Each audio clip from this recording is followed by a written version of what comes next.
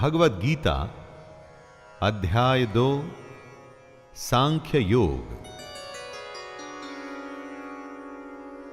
जय श्री कृष्ण। दोस्तों, जीवन तो सब जीते हैं, लेकिन इसको जीने का सही सलीका कितनों को आता है? यही ध्येय है हमारी इस गीता का। मैं शैलेंद्र भारती भगवान श्री कृष्ण को प्रणाम करते हुए अपना कर्म शुरू करता हूं। जरा ध्यान से सुनिएगा। पहले अध्याय में आपने अर्जुन का विषाद, उसका दुख, उसकी दुविधा जानी। अब श्री कृष्ण उसका उत्तर देंगे और इस अध्याय का नाम है सांख्य योग। इसमें अर्जुन की कायरता तथा उसके भ्रम को लेकर विश्लेषण है, उसका एनालिसिस है। दोस्तों, यहां से शुरुआत होती है उस ज्ञान की जिसके लिए भगवद गीता दुनिया का सबसे महानतम ग्रंथ और ज्ञान का भंडार माना जाता है।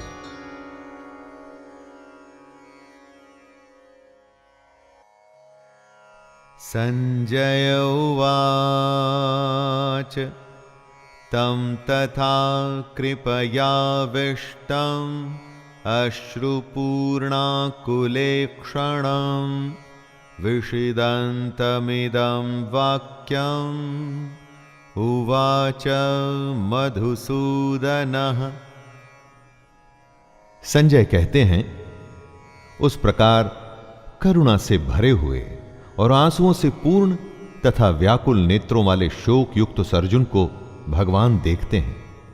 अर्जुन दुख से घिरा हुआ है, आशा खत्म हो चुकी है, हिम्मत टूट चुकी है, और ऐसे में कृष्ण उसे समझाना शुरू करते हैं। जहां युद्ध का वर्णन होना चाहिए था, वहां दुख और विषाद का माहौल है। अर्जुन की आंखों में आंसू, मन में निराशा है।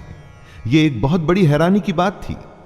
धृतराष्ट्र या संजय कोई भी इसकी आशा नहीं कर रहे थे। अर्जुन का दुख देखकर कृष्ण उत्तर देने के लिए तैयार होते हैं। दोस्तों, यही है गीता। अर्जुन या हम सबकी शंका और ईश्वर या कृष्ण का ज्ञान।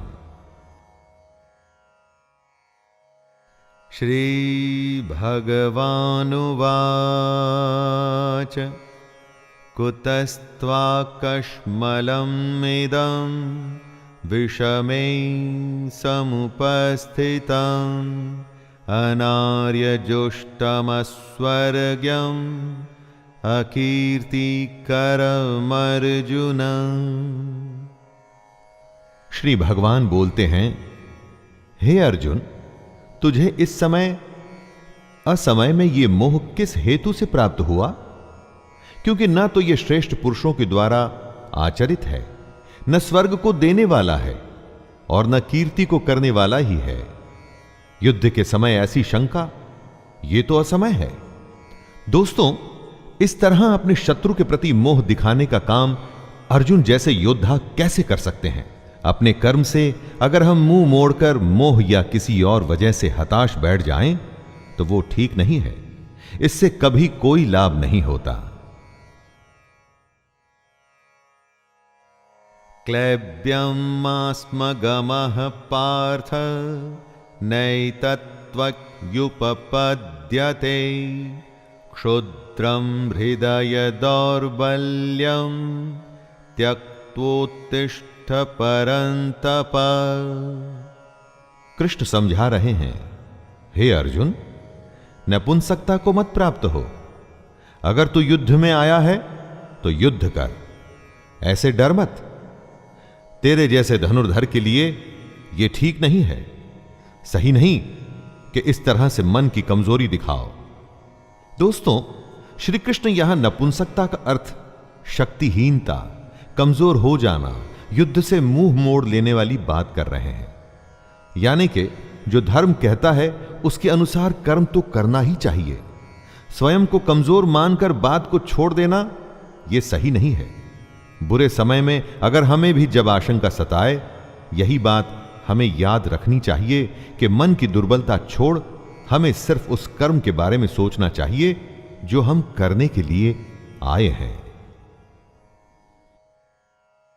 अर्जुन उवाच कथं भीष्ममहं संख्ये द्रोणं च मधुसूदन इषुभिः प्रतियोत्स्यामि पूजार्हावरिसूदन।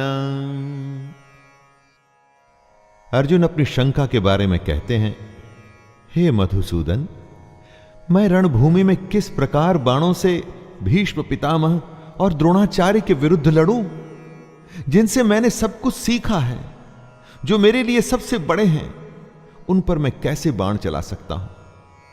दोस्तों, यहां पर अर्जुन का कहना है, उसका संशय है, असल में सुनने में गलत नहीं लगता। अर्जुन जिनकी पूजा करते हुए बड़े हुए हैं, अपने पितामह या अपने गुरु पर वो बाण कैसे चला सकते हैं। लेकिन युद्ध का तो यही काम है। बाण शत्रु और अपने में भेद नहीं करता। जब वो चलता है तो प्राण लेने के इरादे से, जिसे करने में इस वक्त अर्जुन असफल हो रहे हैं।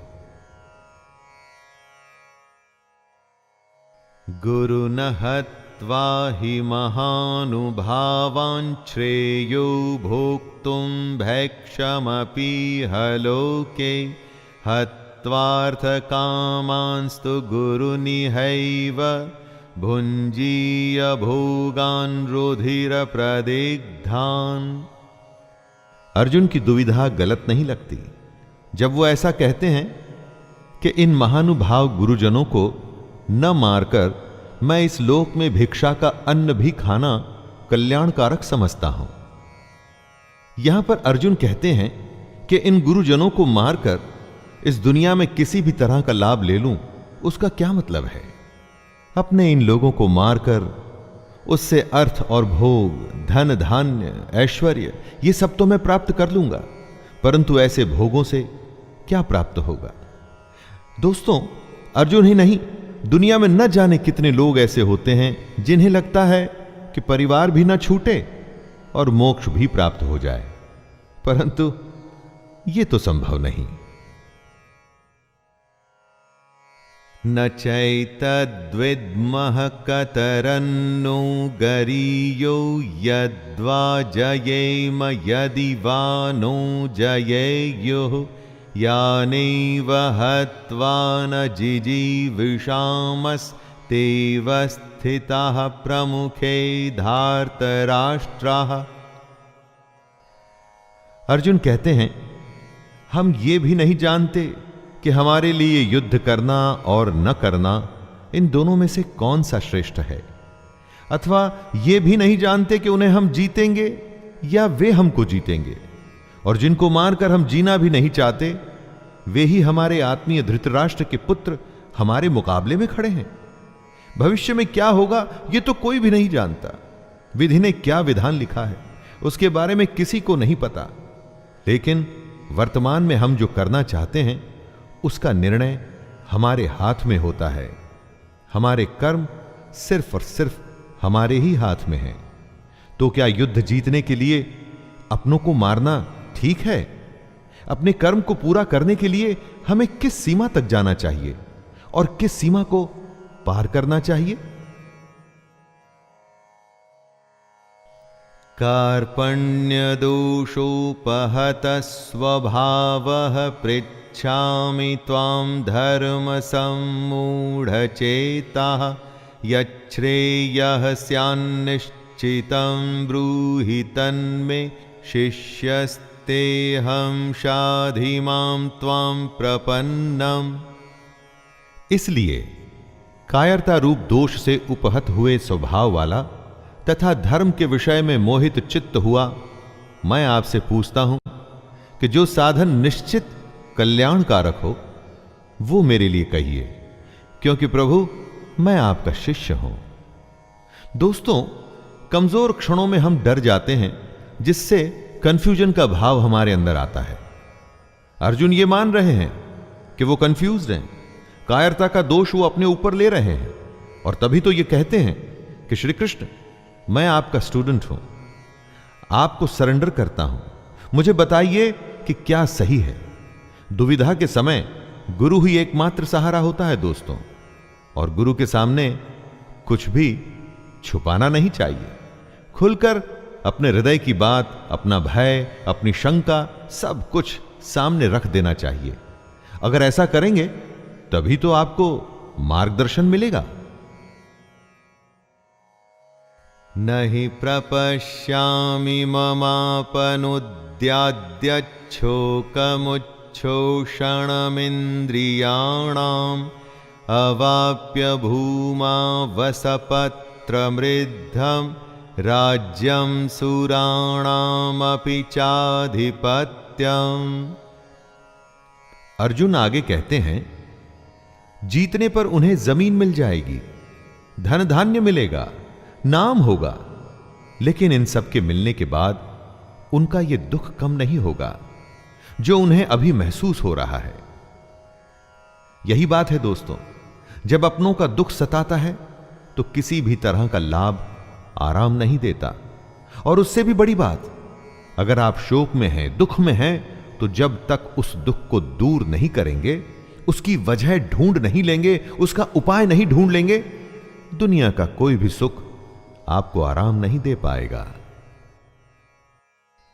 संजय उवाच एवमुक्त्वा ऋषिकेशं गुडाकेशः परन्तप न योत्स्य इति गोविन्दम् उक्त्वा तूष्णीं बभूवः। संजय धृतराष्ट्र को बोलते हैं, हे राजन, निद्रा को जीतने वाले अर्जुन अंतर्यामी श्री कृष्ण को फिर से कहते हैं, मैं युद्ध नहीं करूंगा। ये स्पष्ट कहकर चुप हो जाते हैं। यानी निद्रा हमारी नेचुरल आवश्यकता है, इस पर दुनिया में कोई भी विजय नहीं पाया है।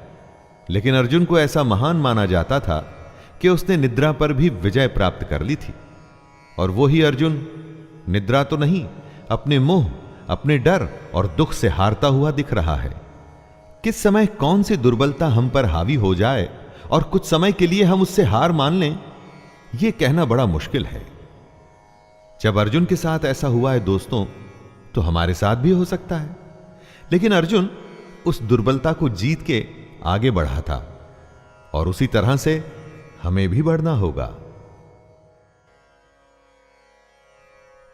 तमुवाच ऋषिकेशः प्रहसन्निव भारत सेनयोरुभयोर्मध्ये विषिदन्तम् इदं वचः। धृतराष्ट्र की उत्सुकता बढ़ रही है। स्वाभाविक है कि एक पिता होने के नाते धृतराष्ट्र किसको जिताना चाहते थे, यह तो कहने की आवश्यकता नहीं है। वो युद्ध में भाग नहीं ले सकते थे, लेकिन युद्ध की एक एक बात को जानना चाहते हैं। संजय बताते हैं कि हे भरतवंशी धृतराष्ट्र, दोनों सेनाओं के बीच में शोक करते हुए अर्जुन हैं, और उसके सामने अंतर्यामी श्री कृष्ण, जो अर्जुन को हंसते हुए ये वचन बोल रहे हैं। एक तरफ रोता हुआ कमजोर डरा हुआ बालक जैसे कि अर्जुन, और दूसरी तरफ त्रिकालदर्शी कृष्ण हैं। शायद कृष्ण को इसीलिए छलिया भी कहा जाता था। रोते हुए के सामने इस तरह से कौन हंसता है? और कृष्ण हंसते थे, क्योंकि उन्हें वो पता था जो किसी को पता नहीं था। श्री भगवानुवाच अशोच्यानन्वशोचस्त्वं प्रज्ञं वादांश्च भाषसे गतासु न गतासुंश्च नानुशोचन्ति पंडिताः। श्री कृष्ण का गीता ज्ञान अब यहां से आरंभ हो रहा है दोस्तों। भगवान बोले, हे अर्जुन, तू न शोक करने योग्य मनुष्यों के लिए शोक करता है और पंडितों की तरह मुझसे बातें करता है, परंतु जिनके प्राण चले गए हैं उनके लिए और जिनके प्राण नहीं गए हैं उनके लिए भी पंडित जन शोक नहीं करते। कृष्ण का ज्ञान अंतिम सत्य है। वह अर्जुन से कहते हैं कि तुम पंडितों की तरह बातें भी नहीं कर रहे और ना तुम ज्ञानियों की तरह बातें कर रहे हो। जो पंडित और जो ज्ञानी होते हैं वो किसी के जीवित रहने पर या जीवित न रहने पर भी शोक नहीं करते, अर्थात इस दुनिया में किसी भी बात का शोक नहीं करना चाहिए।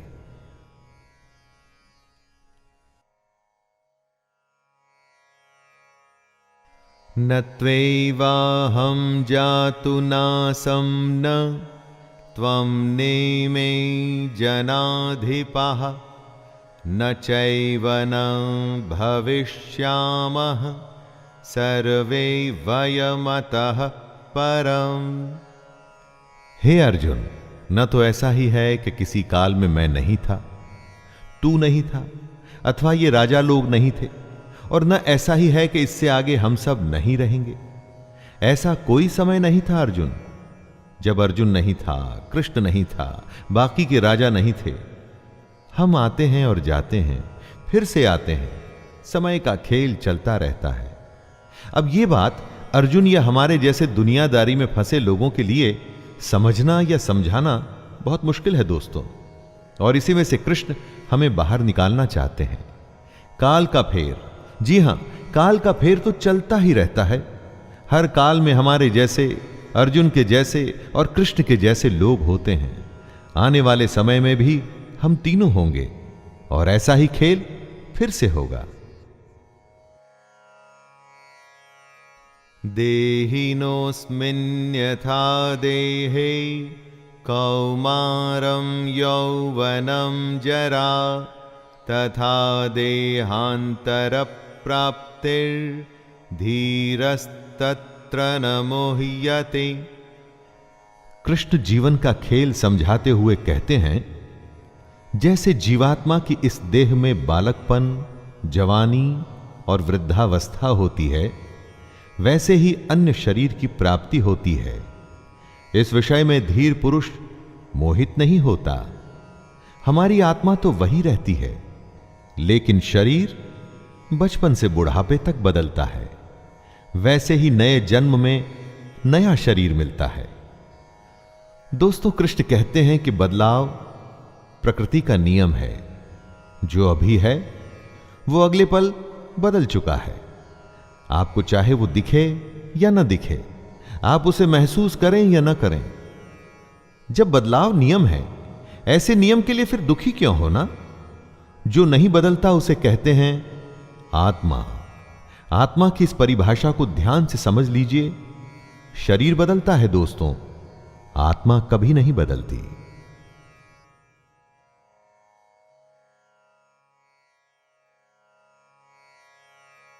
मात्रा स्पर्शास्तु कौन्तेय शीतोष्ण सुख दुःखदाः आगमापायिनो नित्यास् तांस्तितिक्षस्व भारत। हे कुंती पुत्र, सर्दी, गर्मी और सुख दुख को देने वाले इंद्रिय और विषयों के संयोग तो उत्पत्ति, विनाशशील और अनित्य हैं। इसलिए हे भारत, उनको तू सहन कर। जिन्हें हमारी इंद्रियां महसूस करती हैं, वो सर्दी, गर्मी या सुख दुख आते जाते रहते हैं, हमेशा नहीं रहते।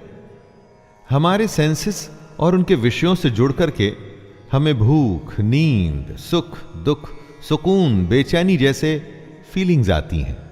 लेकिन ये सब हमारे शरीर से जुड़ी बातें हैं जो खत्म होने वाली हैं।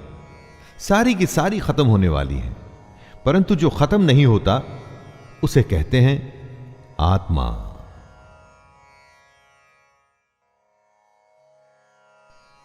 यम ही न व्यथयन्त ये ते पुरुषं पुरुषर्षभ समदुःख सुखं धीरं सोमृत तत्त्वाय कल्पते।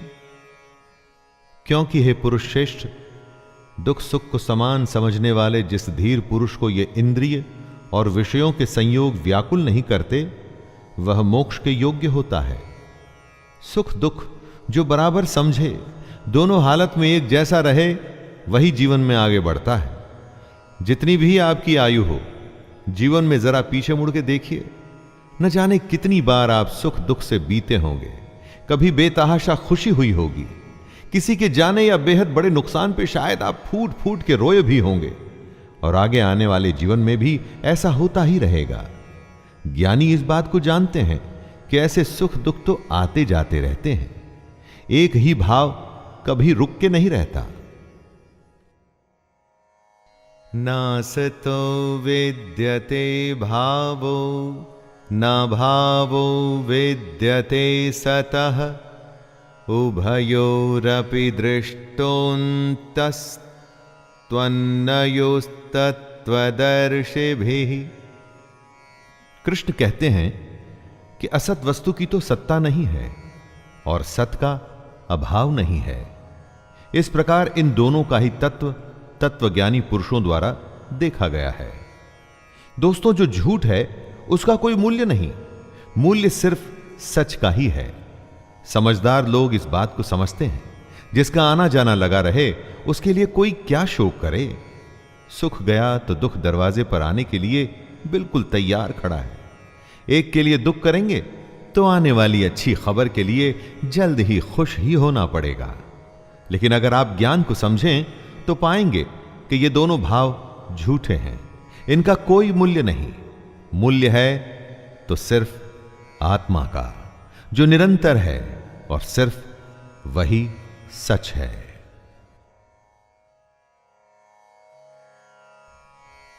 अविनाशी तु तद्विद्धि येन सर्वं इदं ततं विनाशमव्ययस्यास्य न कश्चित् कर्तुमर्हति। नाश रहित तो तू उसको जान जिससे ये संपूर्ण जगत दृश्य वर्ग व्याप्त है। इस अविनाशी का विनाश करने में कोई भी समर्थ नहीं है। मतलब परमानेंट सिर्फ वही है जिसमें ये पूरा जगत, पूरी दुनिया समाई हुई है, जो सबसे बड़ा सच है। बाकी सब कुछ आता जाता रहता है, सिर्फ ये सच्चाई ही हमेशा के लिए है। इस बात को समझने में डिफिकल्टी आ सकती है, ऐसा भी लग सकता है कि समझ नहीं आई, लेकिन इसको समझे बिना कोई हल भी तो नहीं है। हमारी आत्मा ही दुनिया की सबसे बड़ी सच्चाई है। यही आत्मा हमारे भीतर है, और जब यह आत्मा बाहर है तो पूरी दुनिया जो हमें दिखती है ना, वो भी इसी में समाई हुई है। अंतवंत इमे देहा नित्यस्योक्ताः शरीरिणः अनाशिनो प्रमेयस्य तस्माद्युध्यस्व भारत। सबसे बड़ी सच्चाई है हमारी आत्मा, जो मरती नहीं। बाकी सब कुछ हमारा शरीर या हमारे भाव हैं जो मर जाते हैं। कृष्ण कहते हैं, हे भरतवंशी अर्जुन, तू युद्ध कर, क्योंकि यह आत्मा अमर है, इसका मरना संभव नहीं। इसीलिए इसे सबसे बड़ी सच्चाई कहा गया है। महापुरुष इसी ज्ञान, इसी आत्मा को समझने में अपना पूरा जीवन संन्यास में, समाधि में, ध्यान में बिता देते हैं। कृष्ण का कहना है कि शरीर नाशवान है और आत्मा अमर है, और वही सच्चाई है, तो शोक किस बात का करना। य एनं वेत्ति हन्तारं यश्चैनं मन्यते हतम् उभौ तौ न विजानीतो नायं हन्ति न हन्यते। जो इस आत्मा को मारने वाला समझता है तथा जो इसको मरा हुआ मानता है, वे दोनों ही नहीं जानते सच्चाई को, क्योंकि ये आत्मा वास्तव में न तो किसी को मारती है और न किसी के द्वारा मारी जाती है। अर्थात आत्मा सिर्फ होती है, उसका होना ही सच है, बाकी कुछ नहीं। ये तो अज्ञान ही है जो हमें यह सोचने पे मजबूर करता है कि हमने किसी को मार दिया या हम मार देंगे। लोग अपने अहंकार में ऐसा समझते हैं कि वे बहुत कुछ कर सकते हैं या बहुत कुछ कर चुके हैं। यह सिर्फ उनकी नादानी है, अज्ञानता है।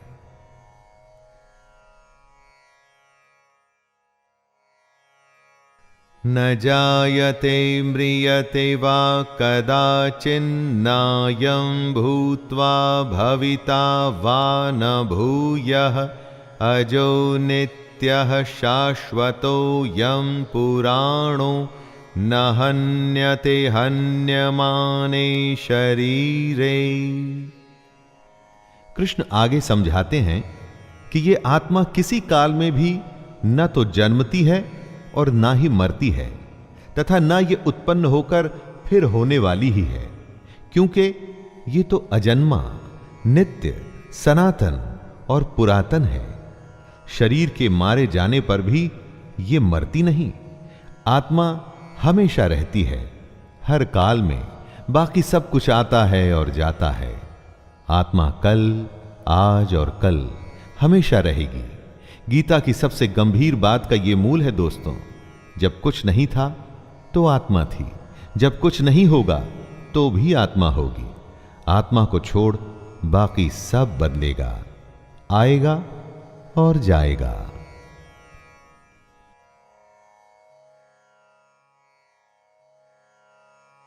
वेदा विनाशिनं नित्यं य एनमजमव्ययम् कथं स पुरुषः पार्थकं घातयति हन्तिकम्। हे प्रथापुत्र अर्जुन, जो पुरुष इस आत्मा को नाश रहित, नित्य, अजन्मा और अव्यय मानता है, वह पुरुष कैसे किसको मरवाता है और कैसे किसको मारता है? जो इस बात को समझता है कि आत्मा ही सबसे बड़ा सच है, वो किसी को कैसे मार सकता है या कैसे मरवा सकता है? इस बात को समझने का मतलब है कि ब्रह्म रूपी सच को समझना, ब्रह्म को समझना। सच से अधिक हम झूठ को महत्व देते हैं। आत्मा से अधिक हम पार्थिव शरीर को, पार्थिव शरीर जो मिट्टी से बना है और अग्नि में जल के उसी में मिल जाएगा और फिर से मिट्टी हो जाएगा। महत्व हमें देना है अपनी आत्मा को, जो हमेशा थी और हमेशा रहेगी।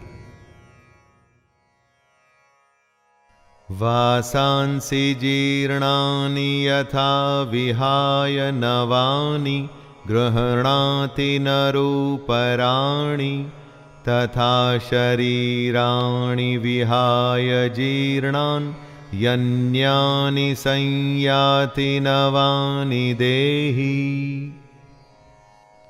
जैसे मनुष्य पुराने वस्त्रों को त्याग कर दूसरे नए वस्त्रों को ग्रहण करता है, वैसे ही जीवात्मा पुराने शरीरों को त्याग कर दूसरे नए शरीरों को प्राप्त होता है। मतलब आत्मा को छोड़ बाकी सब कुछ बदलता है, एकदम वैसे ही जैसे हम कपड़े बदलते हैं। पुराने कपड़े के फट जाने पर, उसके धागे धागे अलग हो जाने पर उसे छोड़ दिया जाता है। वैसे ही अलग अलग कारण से जब मृत्यु होती है और शरीर रहने लायक नहीं रहता, तब आत्मा उसे छोड़कर दूसरे शरीर में चली जाती है। शरीर की आयु होती है, परंतु आत्मा की नहीं।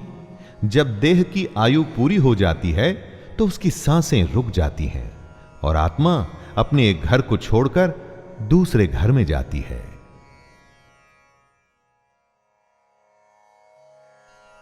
नैनं छिन्दन्ति शस्त्राणि नैनं दहति पावकः न चैनं क्लेदयन्त्यापो न शोषयति मारुतः। इस आत्मा को शस्त्र नहीं काट सकते, इसको आग नहीं जला सकती, इसको जल नहीं गला सकता और वायु सुखा नहीं सकती। आत्मा कोई वस्तु नहीं कि कट जाए, जल जाए या सूख जाए। आत्मा के इसी स्वरूप को कृष्ण समझा रहे हैं। जैसे कपड़ा फटता है, गल जाता है, उसी तरह से आत्मा को कोई वस्तु समझना भूल होगी। उस आत्मा को अपनी इस दुनिया की किसी चीज से मत तोलिए।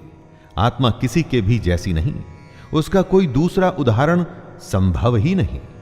आत्मा अपने आप में विरली और अनूठी है। यह हमसे पहले भी थी और आगे भी रहेगी। अच्छेद्योयमदाह्योयम् अक्षरोऽयम् अक्लेद्यो शोष्य एव च नित्यः सर्वगतः स्थाणुर् अचलो यम सनातनः। ये आत्मा अच्छेद्य है, इसे छेदा नहीं जा सकता। ये आत्मा अदाह्य है, इसे जलाया नहीं जा सकता। अक्लेद्य है मतलब गीला भी नहीं किया जा सकता।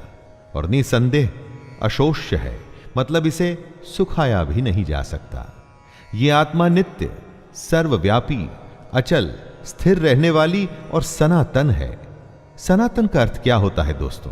जो हमेशा से है और हमेशा रहेगा, वही आत्मा भी है। श्री कृष्ण ये बताना चाहते हैं कि हम जो नाशवान हैं, मतलब हमारा जो ये शरीर है, इस पर ज्यादा ध्यान न दें। हम समझें आत्मा को जिसका नाश नहीं हो सकता, तभी हमें मुक्ति मिलनी संभव हो सकती है।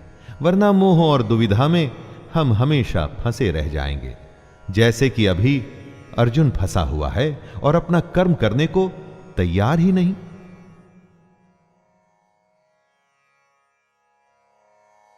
अव्यक्तोऽयमचिन्त्योऽयम् अविकार्योमुच्यते तस्मादेवं विदित्वैनं नानुशोचितुमर्हसि। आत्मा का स्वरूप अव्यक्त है, मतलब इसे व्यक्त नहीं कर सकते, समझा नहीं सकते। इसको अचिंत्य कहते हैं, इसको आप सोच भी नहीं सकते। यह आत्मा विकार रहित है, आत्मा में कोई कमी नहीं होती दोस्तों। कृष्ण आगे कहते हैं कि हे अर्जुन, इस आत्मा को उपर्युक्त प्रकार से जानकर तू शोक करने के योग्य नहीं है, अर्थात तुझे शोक करना उचित नहीं है। आत्मा अव्यक्त इसलिए है क्योंकि इस आत्मा को हम अपनी इंद्रियों से नहीं समझ सकते। इंद्रियां इस दुनिया के लिए है और इन इंद्रियों से हम हैप्पीनेस, सैडनेस, सर्दी, गर्मी, टचिंग, खाना पीना, ऐसी भौतिक एक्टिविटीज करते हैं। आत्मा इन सब से परे है। अथ चैनं नित्यजातं नित्यं वा मन्यसे मृतं तथापि त्वं महाबाहो नैवं शोचितुमर्हसि। आत्मा का ये ज्ञान कृष्ण अर्जुन को इसलिए दे रहे हैं कि वो जिनके लिए शोक कर रहा है वो व्यर्थ है। कृष्ण समझाते हैं कि हे अर्जुन, यदि तू इस आत्मा को जन्म लेने वाली तथा सदा मरने वाली मानता है, तो हे महाबाहो, तू इस प्रकार शोक करने के योग्य नहीं है। दोस्तों, अगर अर्जुन आत्मा को जन्म लेने वाला और मरने वाला समझता है, तो भी शोक करने का कोई अर्थ नहीं है। अगर अर्जुन आत्मा को शरीर की तरह ही जन्म लेने वाला और मरने वाला समझता है, तो भी युद्ध में मरने वालों के लिए शोक करने का कोई मतलब नहीं। जातस्तहि ध्रुवो मृत्युर्ध्रुवं जन्म मृतस्य च तस्मादपरिहार्येऽर्थे न त्वं शोचितुमर्हसि। कृष्ण कहते हैं कि हे अर्जुन, अगर तुम ये मानते हो कि जन्मे हुए की मृत्यु निश्चित है और मरे हुए का जन्म निश्चित है, तो इससे भी इस बिना उपाय वाले विषय में तुम्हें शोक करने का कोई हक नहीं है। जन्म और मृत्यु तो जुड़े हैं एक के बाद दूसरे का होना, तो फिर शोक क्यों करना? जिसका जन्म हुआ उसका अंत तो निश्चित है, और अगर आत्मा ने जन्म लिया है तो उसका मरना भी निश्चित है। कृष्ण यहां यह कह रहे हैं कि न जाने कितनी ही बार हम उन बातों के लिए शोक करते हैं जिसका होना तय है। यह समझदारी नहीं है। जो तय है वो होगा ही, और जो होगा ही, तो उसके लिए शोक करके अपने आप को कमजोर या दुर्बल बनाने की क्या आवश्यकता है? अव्यक्तादीनि भूतानि व्यक्तमध्यानि भारत अव्यक्तनिधनान्येव तत्र का परिदेवना। हे अर्जुन, संपूर्ण प्राणी जन्म से पहले अप्रकट थे और मरने के बाद भी अप्रकट हो जाने वाले हैं, केवल बीच में ही प्रकट है। फिर ऐसी स्थिति में शोक क्या करना? हमारा होना, किसी का भी होना, उनके जन्म और मृत्यु के बीच में होता है, तो फिर शोक किसके लिए करना? अचानक से एक जन्म होता है, जब कोई नहीं था तो वो एक नया खिलखिलाता हुआ नया जीवन आता है, खुशियां लिए हुए, लेकिन उसके साथ ही किसी के जाने की भी तैयारी शुरू हो गई है। ऐसा तो हो नहीं सकता कि हम अच्छे को स्वीकार करें और बुरे के लिए शोक मनाते रहें। जीवन के सच को हमें मानना पड़ेगा। आश्चर्यवत् पश्यति कश्चिदेन माश्चर्यवद्वदति तथैव चान्यः आश्चर्यवच्चैनमन्यः शृणोति श्रुत्वाप्येनं वेद न चैव कश्चित्। कोई एक महापुरुष ही इस आत्मा को आश्चर्य की भांति देखता है, और वैसे ही दूसरा कोई महापुरुष भी इसके तत्व को आश्चर्य की भांति वर्णित करता है, तथा दूसरा कोई अधिकारी पुरुष इसे आश्चर्य की भांति सुनता है, और कोई कोई तो सुनकर भी इसको नहीं जानता। यानी कि आत्मा को समझना बेहद बेहद और बेहद मुश्किल है। कुछ आत्मा के बारे में सुन के हैरान होंगे कि ऐसा कैसे हो सकता है। कोई हैरान होकर आत्मा का वर्णन करेगा, और हम में से कोई ऐसे होंगे जो सुन के इस बात को समझ नहीं पाएंगे। बात को समझिए, कितनी ही बार लोग ज्ञान की बातें सुनते हैं और थोड़ी ही देर में वापस अपनी मोह माया की दुनिया में लग जाते हैं। दोस्तों, उसी मोह माया से तो निकलना है, अगर आप आत्मा को समझना चाहते हैं। देहि नित्यमवध्योऽयं देहे सर्वस्य भारत तस्मात् सर्वाणि भूतानि न त्वं शोचितुमर्हसि। हे अर्जुन, यह आत्मा सबके शरीर में सदा ही अवध्य है। इस कारण संपूर्ण प्राणियों के लिए तू शोक करने के योग्य नहीं है। अवध्य यानी आत्मा का वध करना संभव नहीं है। जब आत्मा को कोई मार ही नहीं सकता और आत्मा ही एक सच है, तो तू शोक किसके लिए कर रहा है? दोस्तों, सबसे बड़ी बात जो सामने आती है वो ये कि इस आत्मा को समझें कैसे। इसको समझना ही मोक्ष की प्राप्ति है। स्वधर्ममपि चावेक्ष्य न विकम्पितुमर्हसि धर्म्याद्धियुद्धाच्छ्रेयोऽन्यत् क्षत्रियस्य न विद्यते। कृष्ण अर्जुन को याद दिलाते हैं कि अपने धर्म को देखकर भी तू भय करने योग्य नहीं है, अर्थात तुझे भय नहीं करना चाहिए, क्योंकि क्षत्रिय के लिए धर्म युक्त युद्ध से बढ़कर दूसरा कोई कल्याणकारी कर्तव्य नहीं है। दोस्तों, कृष्ण कहते हैं कि अगर हमने किसी काम को करने का निर्णय ले लिया है तो फिर उससे डरना नहीं चाहिए। पूरे तन मन से बस उस काम को, उस युद्ध को करने में लग जाना चाहिए। ज्ञान यह है कि निर्णय के बाद डरने का कोई मतलब नहीं, सिर्फ करने का मतलब है, कर्म करने का। यदृच्छया चोपपन्नां स्वर्गद्वारमपावृतं सुखिनः क्षत्रियाः पार्थ लभन्ते युद्धमीदृशम्। हे पार्थ, अपने आप प्राप्त हुए और खुले हुए स्वर्ग के द्वार रूप इस प्रकार के युद्ध को भाग्यवान क्षत्रिय लोग ही पाते हैं। युद्ध को, चैलेंज को खुले मन से स्वीकार करने में ही सबसे बड़ी खुशी है। दोस्तों, कृष्ण युद्ध को स्वर्ग का खुला हुआ द्वार बता रहे हैं। हमारे लिए भी ये बात इस तरह से सही है कि हमको भी अपने जीवन में अगर कोई चुनौती मिलती है तो उसे मोक्ष मानकर उस चैलेंज को पूरा कर जाने में लग जाना चाहिए। क्षत्रिय वो है जो युद्ध में अपना धर्म निभाए।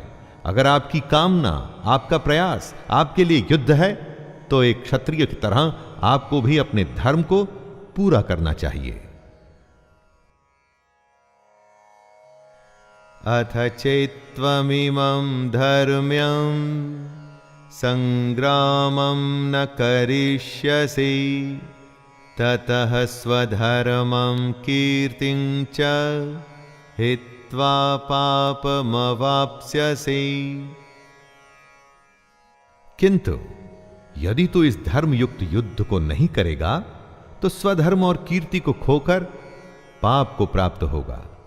कृष्ण चेतावनी देते हैं कि अगर हमने चैलेंज को, युद्ध को स्वीकार नहीं किया तो फिर उसके बदले में सिर्फ पाप मिलेगा।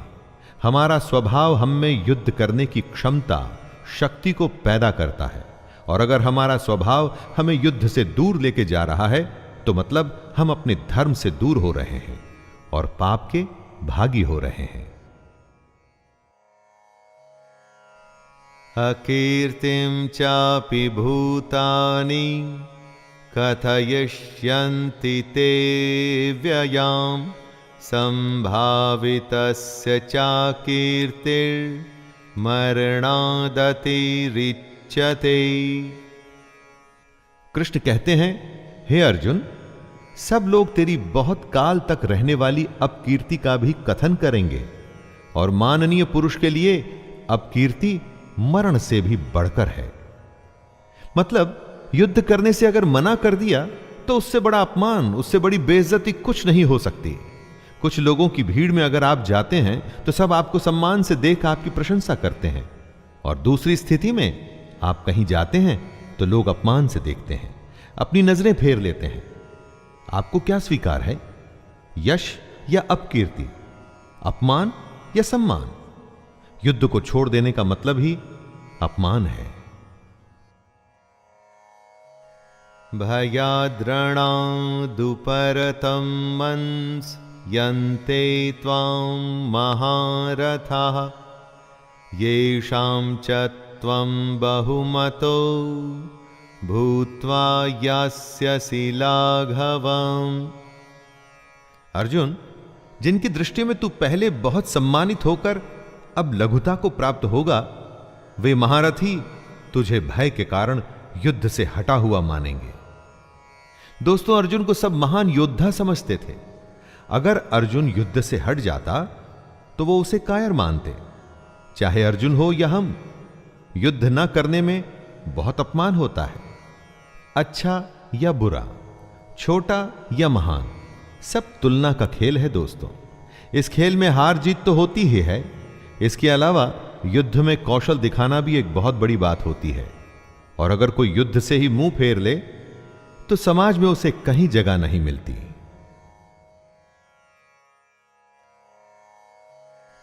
अवाच्यवादांश्च बहून् वदिष्यन्ते तवाहिताः निन्दन्तस्त्वसामर्थ्यं ततो दुःखतरं नु किम्। आपके बैरी, आपके शत्रु तो इसी ताक में रहते हैं कि कब आपकी निंदा कर सकें। युद्ध से भाग के उन्हें ऐसा मौका क्यों देना?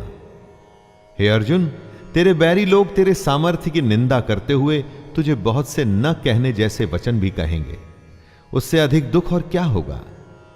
अपने चारों तरफ देखिए दोस्तों, ऐसे लोगों की कमी नहीं होगी जो इस मौके की तलाश में हैं कि कैसे आपको नीचा दिखाया जाए। अगर ये मौका आप खुद ही उन्हें परोस कर दे देंगे तो सोचिए उन्हें कितनी खुशी होगी। फिर हमें उन्हें यह मौका देने की क्या आवश्यकता है? हतो वा प्राप्स्यसि स्वर्गं जित्वा वा भोक्ष्यसे महीम् तस्मादुत्तिष्ठ कौन्तेय युद्धाय कृतनिश्चयः। या तो तू युद्ध में मारा जाकर स्वर्ग को प्राप्त होगा अथवा संग्राम में जीतकर पृथ्वी का राज्य भोगेगा। इस कारण हे अर्जुन, तू युद्ध के लिए निश्चय करके खड़ा हो जा। आज की दुनिया में इसी बात को सोच के देखिए दोस्तों, पूरे जी जान से खेलने पर आप हार जीत की चिंता नहीं करते, क्योंकि आप अपना सब कुछ झोंक चुके होते हैं। जीतने पर नाम होता है और हारने पर भी आप अपने और दूसरों के मन में सम्मान पाते हैं, क्योंकि आपने धर्म के अनुसार युद्ध किया। इसलिए अपनी चुनौतियों से, चैलेंजेस से कभी भी मुंह नहीं मोड़ना चाहिए। सुख दुखे समे कृत्वा लाभालाभौ जया जयौ ततो युद्धाय युज्यस्व नैवं पापमवाप्स्यसि। जय पराजय, लाभ हानि और सुख दुख को समान समझकर उसके बाद युद्ध के लिए तैयार हो जा। इस प्रकार युद्ध करने से हे अर्जुन तू पाप को नहीं प्राप्त होगा। दोस्तों, अपनी चुनौती में अगर आप अपना सर्वस्व लगा देते हैं तो जीतने पर तो सब कुछ मिलेगा ही, लेकिन अगर हार भी जाते हैं तो अफसोस नहीं होगा, निराशा नहीं होगी, क्योंकि आपके पास जो भी था वो आपने युद्ध में, अपनी चैलेंजेस में लगा दिया। अब इस स्थिति को बड़े ध्यान से देखिए। युद्ध में अपना सब कुछ लगाने पर हार जीत में अंतर कम हो जाता है, और यही तो कृष्ण भी कह रहे हैं कि सुख और दुख को एक जैसा समझें और बस युद्ध में लग जाएं। अच्छा बुरा सबको एक जैसा समझकर बस अपने काम, अपनी चुनौती में लग जाइए।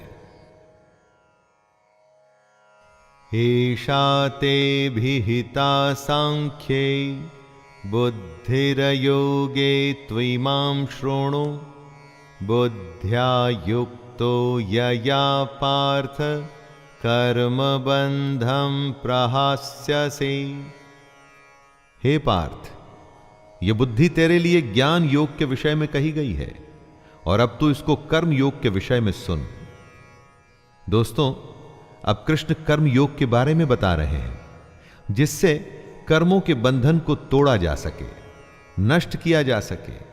ज्ञान सोचने और समझने की बात है, और कर्म व्यवहारिक यानी प्रैक्टिकल, सच्चाई, दोनों तरीके हैं अपने गंतव्य, मंजिल या डेस्टिनेशन पर पहुंचने के।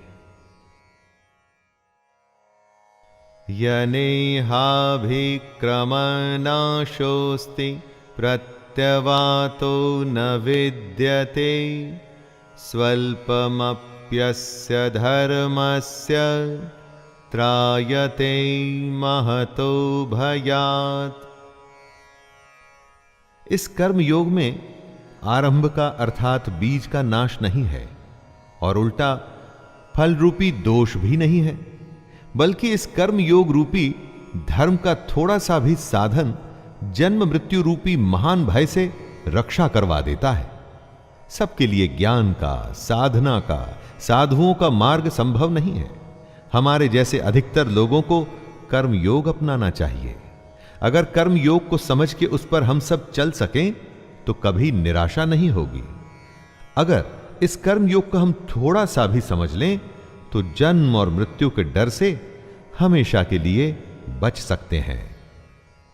व्यवसायात्मिका बुद्धिर एकेह कुरु नंदन बहुशाखाह्यनन्ताश्च बुद्ध्यो व्यवसायिनाम्।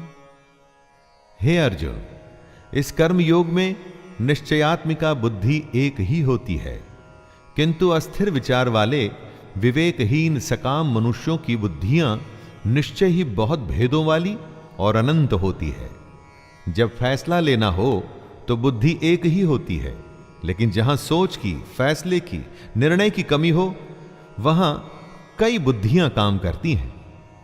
यहां अनिर्णय की स्थिति के बारे में कहा गया है। दोस्तों, जब आप फैसला नहीं ले पाते हैं, कोई डिसीजन नहीं ले पाते हैं, तो न जाने कितनी ही दिशाओं में आपका ध्यान, आपकी बुद्धि जाती है। लेकिन अगर आप निर्णय करने की सोच लें तो उसके बाद सिर्फ उस काम को करने का ही प्रण होता है। और अगर ऐसा नहीं है तो ऐसा होना चाहिए।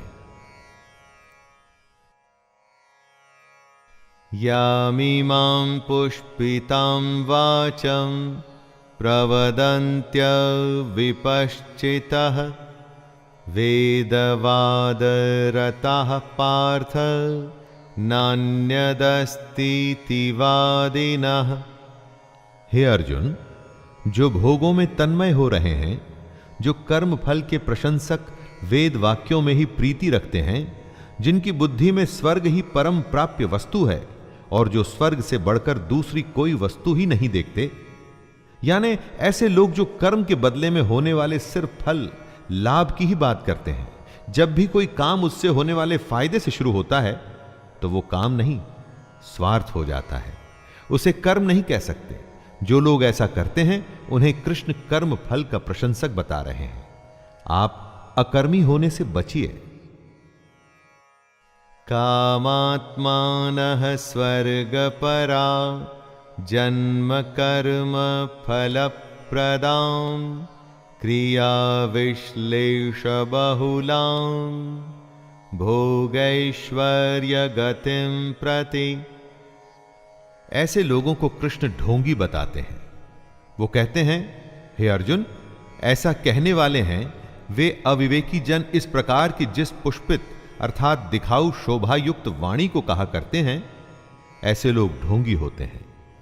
यानी वो लोग जो कर्म की बात सिर्फ इसलिए करते हैं ताकि उन्हें बदले में भोग और ऐश्वर्य जैसे फल या लाभ मिल सकें, काम से ज्यादा उसके होने वाले फायदे की बात करना ढोंग है।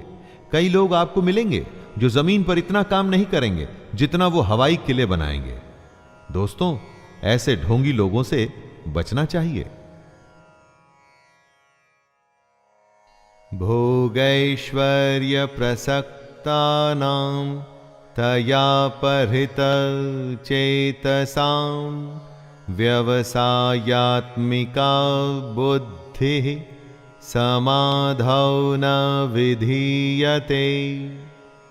जो कर्म की बातें सिर्फ भोग और ऐश्वर्य के लिए करते हैं, जिनका ध्येय सिर्फ भोग और ऐश्वर्य है, उन पुरुषों की परमात्मा में निश्चयात्मिका बुद्धि नहीं होती।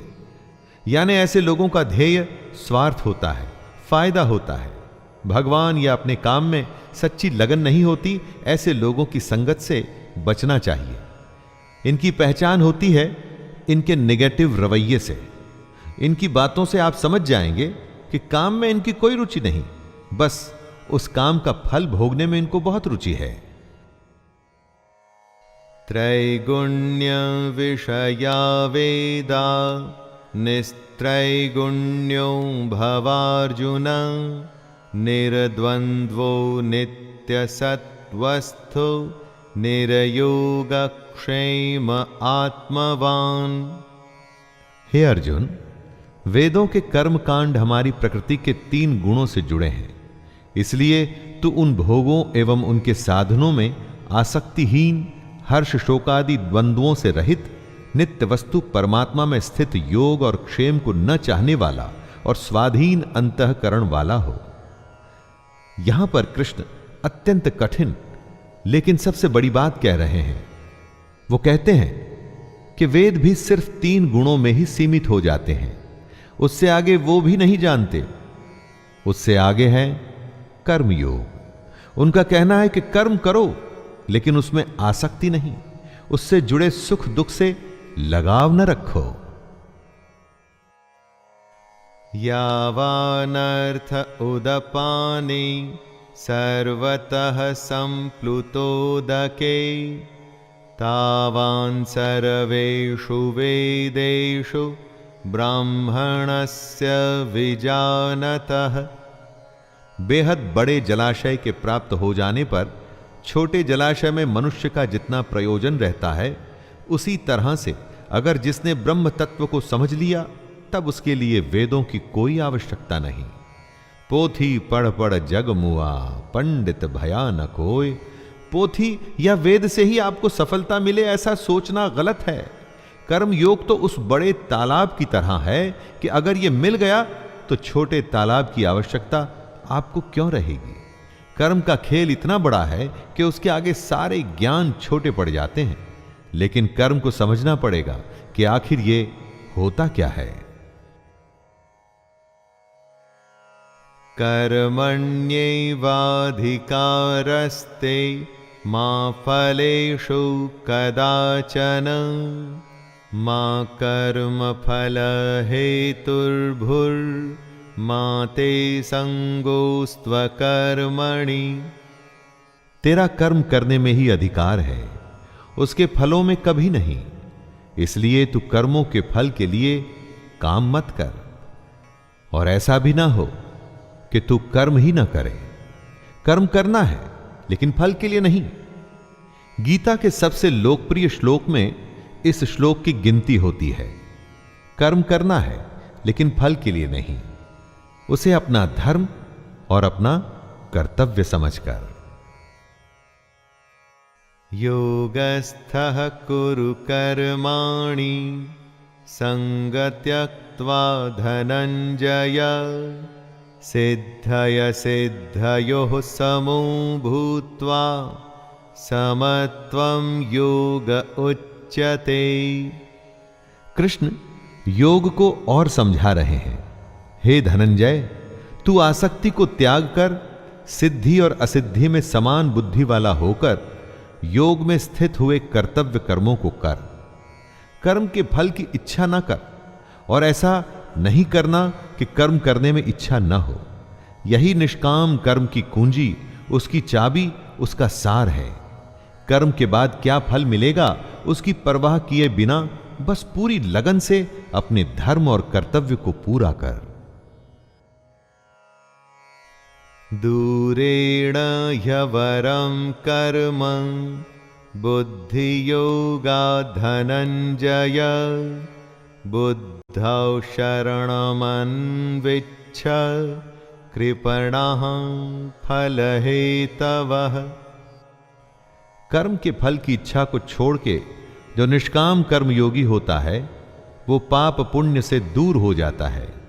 जो फल के लिए काम करते हैं उन्हें हमेशा असफल होने का डर रहता है, और इसीलिए कभी भी वो कर्म को अच्छे से नहीं कर पाते, और फिर अगर उनको फल मिल भी जाता है तो इसी फल में उलझ जाते हैं।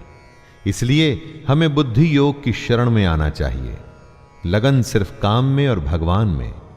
तब बुद्धि निश्चय से काम कर पाती है। बुद्धि युक्तो जहातीह उभे सुकृत दुष्कृते तस्माद् योगाय युज्यस्व योगः कर्मसु कौशलम्। बुद्धि योग की शरण में आने से बिना फल के काम करने वाला इसी दुनिया में पाप पुण्य से मुक्त हो जाता है। हे अर्जुन, तू समत्व रूप योग में लग जा। मतलब अच्छा हो बुरा हो, सुख हो या दुख हो, सभी में एक ही तरीके से समभाव से तू बस अपना कर्म, अपना कर्तव्य करता रहे। कर्मजं बुद्धियुक्ता हि फलं त्यक्त्वा मनीषिणः जन्मबन्ध विनिर्मुक्ताः पदं गच्छन्त्यनामयम्। आम इंसान कर्म करके उसके फल को प्राप्त कर खुश होता है, और उसके बाद दूसरे फल के लालच में फिर से नए कर्म में लग जाता है। इसमें फल के बारे में सोचना ही प्रधान है, और यही गलत बात है। अगर आप अपनी सारी शक्ति, क्षमता और इच्छा सिर्फ कर्म में लगाएं और फल को भूल जाएं तो क्या होगा? आपका ध्यान कर्म में रहेगा, आप उस कर्म में बेहतर होंगे, आपकी तरक्की होगी। और रही बात फल की, तो सोच के देखिए, अगर आपने कर्म किया है तो आखिर फल जाएगा कहां?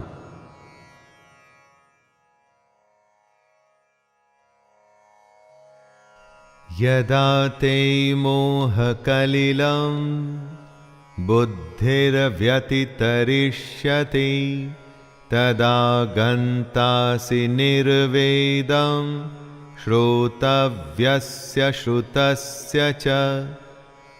कर्म के फल का मोह हो या रिश्तों का मोह, धन या ऐश्वर्य का मोह, यही मोह हमें फंसाता है। जब बुद्धि मोह के दलदल से निकल जाती है तब परमात्मा के पास आने की राह निकल आती है।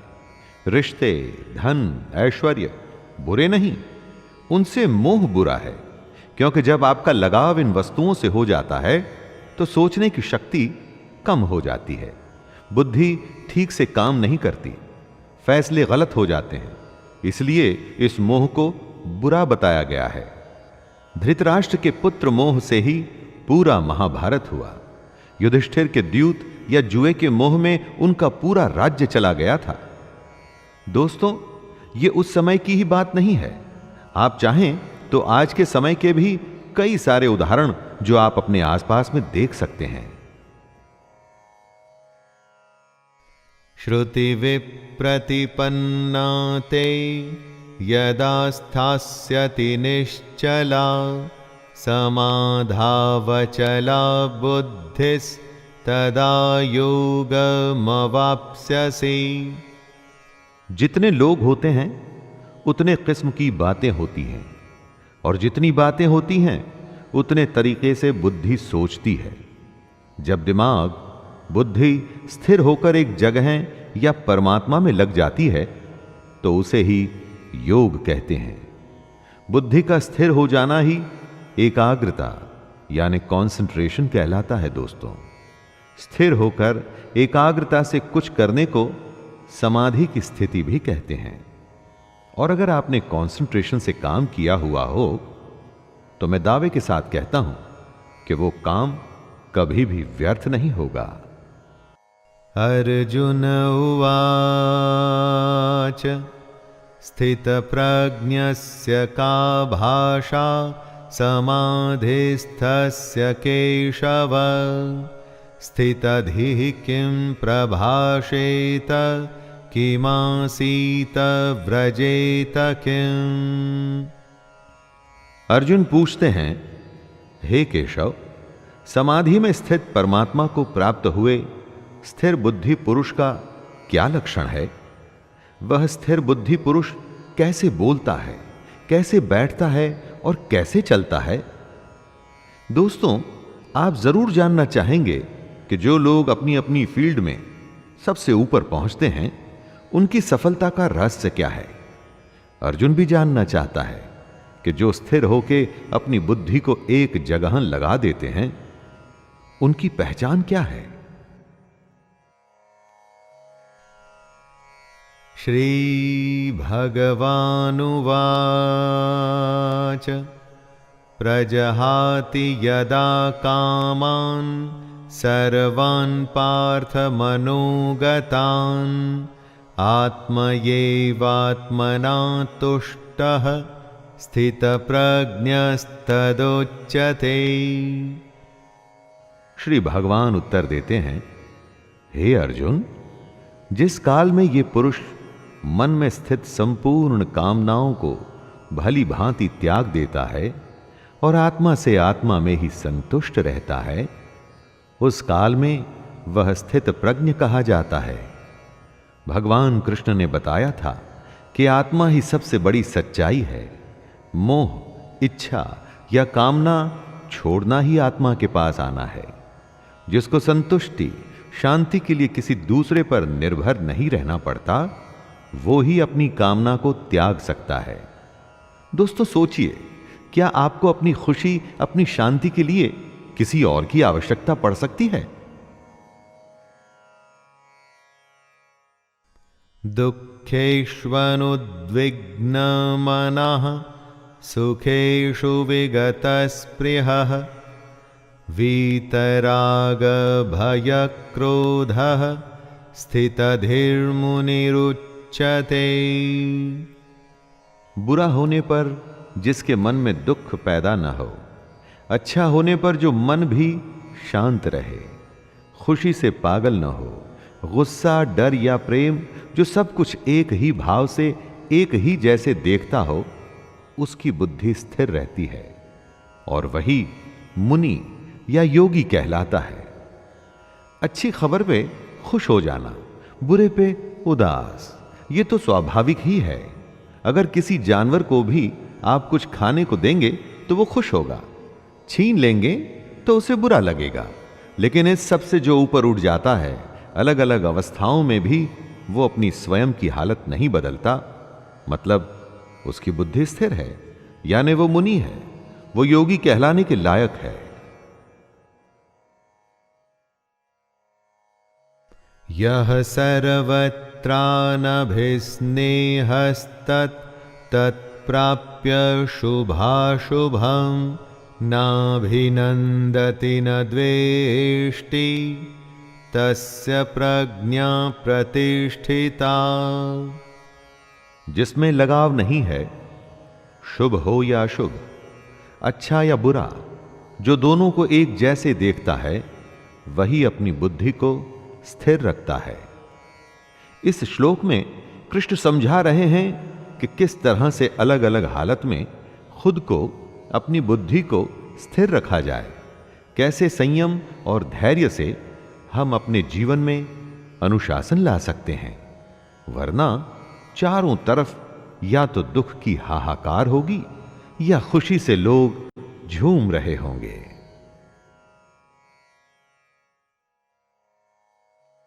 यदा संहरते चायं कूर्मोऽङ्गनीव सर्वशः इन्द्रियाणीन्द्रियार्थेभ्यस्तस्य प्रज्ञा प्रतिष्ठिता। कछुआ जिस तरह से सब ओर से अपने अंगों को समेट लेता है, वैसे ही जब पुरुष इंद्रियों के विषयों से इंद्रियों को सब प्रकार से हटा लेता है, तब उसकी बुद्धि स्थिर होती है। यानी दुनिया में रहकर भी दुनियादारी से बचना ही बुद्धि को स्थिर करना है। अगर किसी के सामने आप बहुत ही स्वादिष्ट खाना रखें, तो क्या वो खुद को रोक पाएगा? किसी के सामने आप महंगे आभूषण या डिजिटल गैजेट्स रखें, तो क्या वो स्वयं पर कंट्रोल कर सकेगा? ना, ये संभव नहीं है दोस्तों। इसको जो संभव कर दे, उसी की बुद्धि स्थिर होती है। आप स्वयं पर आजमा के देखिए, अगर दुनिया की वस्तुएं आपको लुभा नहीं पाती, तो आप अपनी बुद्धि को नियंत्रण में ले आएंगे।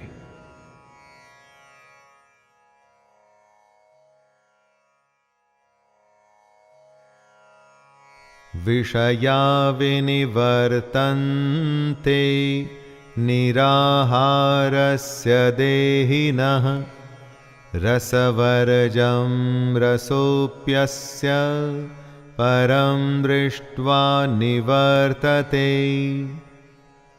संभव है कि हम दुनिया के विषयों में रुचि न लें, इससे हम दुनिया से दूर तो हो जाएंगे, लेकिन दुनिया के प्रति उनकी आसक्ति नहीं जाती।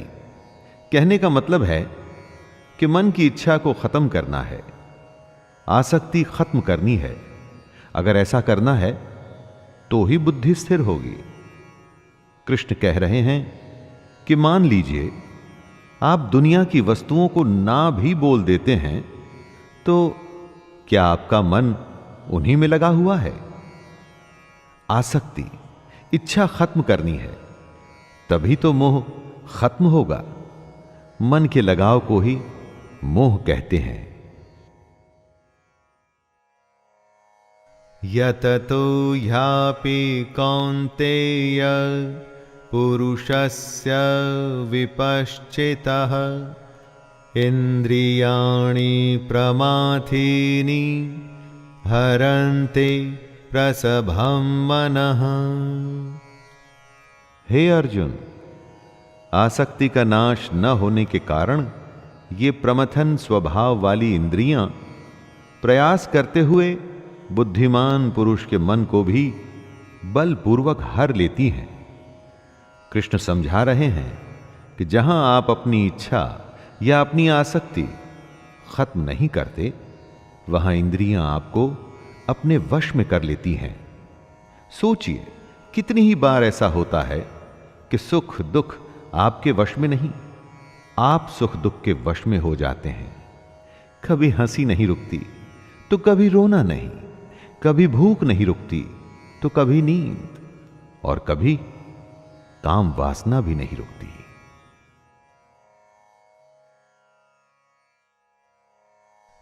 तानि सर्वाणि संयम्य युक्त आसीत मत्परः वशे हि यसेन्द्रियाणि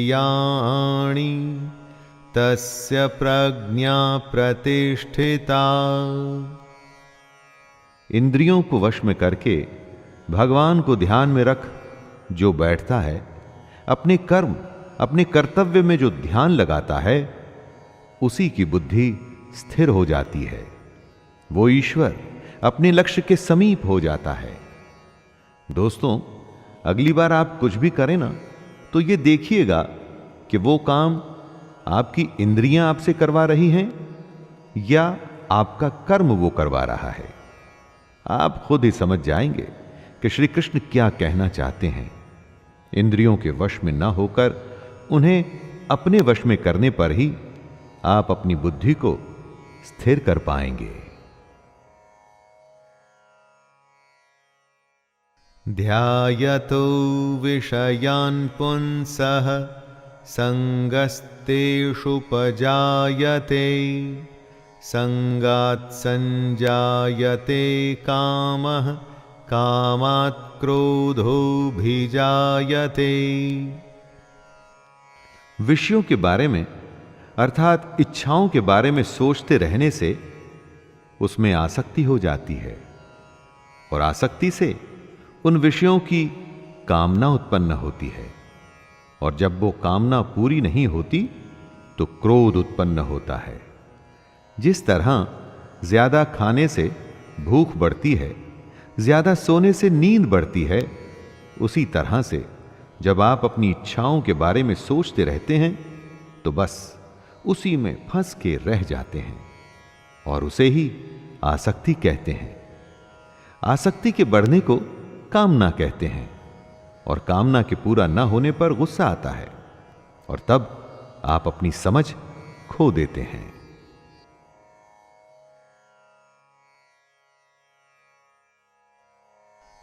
क्रोधात् भवति सम्मोहः सम्मोहात् स्मृतिविभ्रमः स्मृतिभ्रंशात् बुद्धिनाशो बुद्धिनाशात् प्रणश्यति। यानी सोचने की शक्ति कम हो जाती है, मूढ़ भाव से स्मृति में भ्रम हो जाता है। जब सोच नहीं सकते तो याद भी नहीं रख सकते। स्मृति में भ्रम हो जाने से बुद्धि अर्थात ज्ञान शक्ति का नाश हो जाता है। जब याद नहीं रख पाएंगे तो ज्ञान किसी काम नहीं आएगा, बुद्धि बेकार हो जाएगी और बुद्धि का नाश हो जाने से पुरुष अपनी स्थिति से गिर जाता है। रागद्वेष वियुक्तैस्तु विषयानिन्द्रियैश्चरन् आत्मवश्यैर्विधेयात्मा प्रसादमधिगच्छति। जो अपनी इच्छाओं को, अपनी आसक्तियों को अपने नियंत्रण अर्थात कंट्रोल में रख पाते हैं, दोस्ती शत्रुता गुस्से या प्यार के बिना अपनी इंद्रियों को भटकने नहीं देते, वो अंतःकरण की प्रसन्नता को प्राप्त होते हैं। ऐसे लोगों को बाहरी नहीं, हार्दिक और अंदरूनी प्रसन्नता होती है। आनंद, खुशी, शांति कहीं बाहर नहीं होती दोस्तों, वो तो हमारे अंदर होती है और हम उसे ढूंढते बाहर हैं। इसलिए ऐसा कहा गया है कि मोह को कहां ढूंढे रे बंदे, मैं तो तेरे पास। प्रसादे सर्वदुःखानां हानिरस्योपजायते प्रसन्नचेतसो ह्याशो बुद्धिः पर्यवतिष्ठते। अंतःकरण की प्रसन्नता होने पर, अंदर से प्रसन्न होने पर दुख खत्म हो जाते हैं और ऐसे प्रसन्न चित्त कर्म योगी की बुद्धि शीघ्र ही सब ओर से हटकर एक परमात्मा में ही भली भांति स्थिर हो जाती है। दोस्तों, आप अपने लक्ष्य के बारे में सोचिए, प्रयास करिए कि उसे सबसे अच्छा, पूरी दुनिया में दी बेस्ट, सबसे श्रेष्ठ उसे कैसे कर सकते हैं। और उसे पूरा करने में लग जाइए। फल का मत सोचिए कि लक्ष्य पूरा होगा कि नहीं, बस उसे करते रहिए और फिर देखिए कैसी मानसिक शांति और सुकून मिलता है आपको। नास्ति बुद्धिरयुक्तस्य न चायुक्तस्य भावना न चाभावयतः शांतिर्शान्तस्य कुतः सुखम। जो पुरुष अपने मन या अपनी इंद्रियों को नहीं जीत पाते, उनमें निश्चयात्मिका बुद्धि नहीं होती, यानी कि वो स्पष्ट और सटीक निर्णय नहीं ले पाते। ऐसे मनुष्य के अंतःकरण में भावना भी नहीं होती। भावनाहीन मनुष्य को शांति नहीं मिलती, और शांति रहित मनुष्य को सुख कैसे मिल सकता है? बीमार आदमी क्या अच्छा खाना और क्या बुरा खाना, उसे कुछ अच्छा नहीं लगता। जो अंदर होता है वो बाहर आता ही है। जब आपके अंदर शांति नहीं होगी तो आप आनंद कभी भी प्राप्त नहीं कर पाएंगे।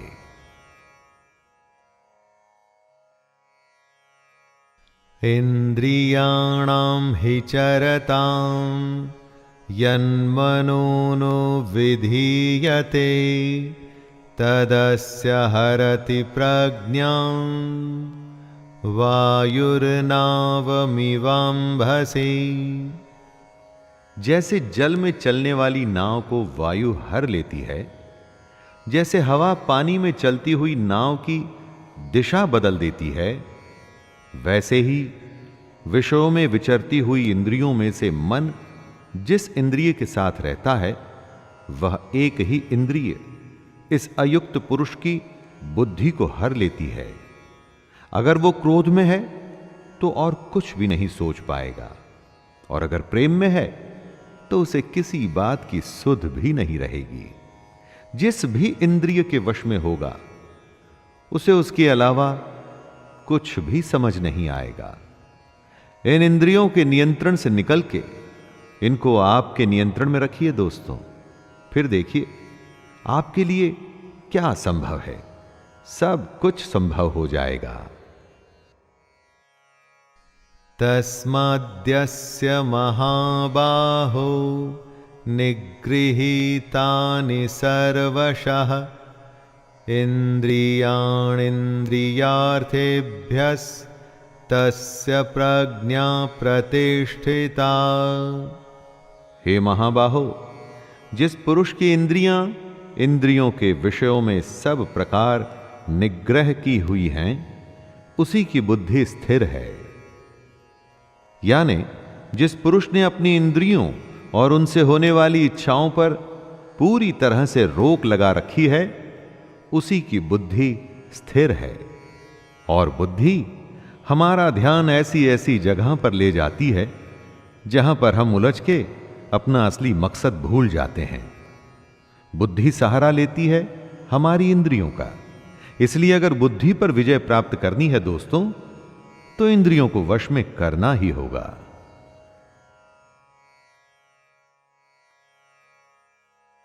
या निशा सर्वभूतानां तस्यां जागर्ति संयमी यस्यां जाग्रति भूतानि सा निशा पश्यतो मुनेः। संपूर्ण प्राणियों के लिए जो रात्रि के समान है, उस नित्य ज्ञान स्वरूप परमानंद की प्राप्ति में स्थित प्रज्ञ योगी जागता है। और जिस नाशवान सांसारिक सुख की प्राप्ति में सब प्राणी जागते हैं, परमात्मा के तत्व को जानने वाले मुनि के लिए वह रात्रि के समान है। दोस्तों, कृष्ण की यह बात गहरी है और समझनी पड़ेगी। जो सबके लिए रात है, उस रात में योगी परमात्मा के लिए, ज्ञान के लिए जागता है और साधना करता है। और जो सबके लिए सांसारिक सुख है, जिसके लिए संसार में हर कोई जागता है, वो सुख योगी के लिए रात के समान है। जब सब सोते हैं तो मेहनती बच्चा रात में जाग के पढ़ता है, और परीक्षा में वो ही अव्वल आता है। आपूर्यमाणमचल प्रतिष्ठं समुद्रमापः प्रविशन्ति यद्वत् तद्वत् कामायं प्रविशन्ति सर्वे स शान्तिमाप्नोति न कामकामी। जैसे नाना प्रकार की नदियों के जल सब ओर से परिपूर्ण अचल प्रतिष्ठा वाले समुद्र में उसको विचलित न करते हुए ही समा जाते हैं, वैसे ही सब भोग जिस स्थित प्रज्ञ पुरुष में किसी प्रकार का विकार उत्पन्न किए बिना समा जाते हैं, वही पुरुष परम शांति को प्राप्त होता है, भोगों को चाहने वाला नहीं। नदियां समुद्र को विचलित अर्थात उसे डिस्टर्ब नहीं करती, उसी तरह से स्थिर बुद्धि वाले पुरुष में सारी इच्छाएं, सारे भोग समा जाते हैं और उसे विचलित नहीं करते। कई बार किसी के कहने पर आपको बुरा लगता है और आप अपना आपा खो देते हैं, इसका मतलब आपका अपने ऊपर नियंत्रण नहीं है। ऐसा समुद्र बनिए जिसमें कोई भी नदी किसी भी तरह की गाली या कोई कमेंट आपको कभी भी विचलित न कर पाए। विहाय कामान्यः सर्वान् पुमांश्चरति निःस्पृहः निर्ममो निरहंकारः स शान्तिमधिगच्छति। जो पुरुष संपूर्ण कामनाओं को त्याग कर ममता रहित, अहंकार रहित और स्पृहा रहित हुआ विचरता है, वही शांति को प्राप्त होता है, अर्थात वो शांति को प्राप्त है। कामना का, इच्छा का त्याग करना है, उससे मोह नहीं रखना है, घमंड नहीं करना है, दुनिया में रहकर भी दुनिया से अलग रहना है। ऐसे ही इंसान को शांति प्राप्त होती है। कामयाब वही होता है जो परेशान हुए बिना अपनी धुन में, अपने काम में लगा रहता है। सफलता उसी के ही पांव चूमती है। एषा ब्राह्मी स्थितिः पार्थ नैनां प्राप्य विमुह्यते स्थित्वा स्यामन्तकालेऽपि ब्रह्मनिर्वाणमृच्छते। हे अर्जुन, ये ब्रह्म को प्राप्त हुए पुरुष की स्थिति है। इसको प्राप्त होकर योगी कभी मोहित नहीं होता और अंतकाल में भी इस ब्रह्म स्थिति में स्थित होकर ब्रह्मानंद को प्राप्त हो जाता है। दोस्तों, कृष्ण अर्जुन को बता रहे हैं कि जो पुरुष ऐसा करने में सफल होता है उसे ब्रह्म की प्राप्ति होती है। ब्रह्म का अर्थ है सबसे बड़ा सत्य, इससे आगे कुछ भी नहीं होता। कृष्ण कहते हैं कि ये जो सारे लक्षण हैं उन लोगों के हैं जो अपनी बुद्धि को स्थिर रखकर अपने लक्ष्य को प्राप्त करते हैं। स्वाभाविक है कि अगर इन बातों को हम भी अपने जीवन में उतार लें तो हम भी अपने लक्ष्य से कभी दूर नहीं रहेंगे। दोस्तों, ये था गीता का दूसरा अध्याय, सांख्य योग। इस अध्याय में श्री कृष्ण ने कर्म को समझाया, उसके प्रति हमारे उत्साह को बढ़ाया और यह समझाया कि सिर्फ और सिर्फ कर्म में ही अपना ध्यान रखना और किसी भी बात में नहीं। तो आज्ञा दीजिए, अपने मित्र शैलेंद्र भारती को मुलाकात होती है तीसरे अध्याय में। जय श्री कृष्ण।